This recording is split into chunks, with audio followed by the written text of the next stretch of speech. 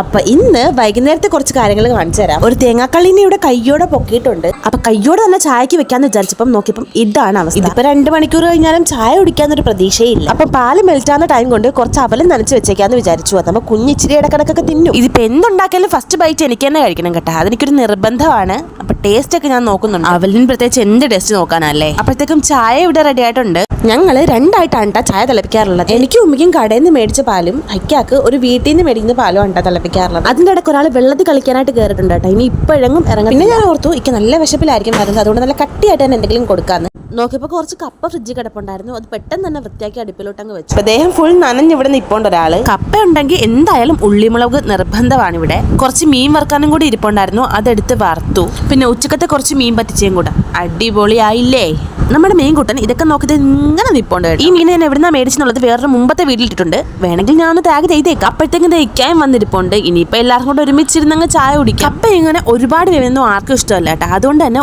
ഇച്ചിരി വേവ് കുറച്ചാണ് ഇവിടെ എടുക്കാറുള്ളത്. പൊതുവെ എനിക്ക് ഈ കപ്പയും പുഴുങ്ങിയ ഐറ്റംസ് ഒന്നും ഇഷ്ടമല്ല കേട്ടോ, അതുകൊണ്ട് ഇച്ചിരി മാത്രമേ എടുത്തു. അപ്പം ഞങ്ങൾ ചായ കുടിക്കട്ടെ. Bye by.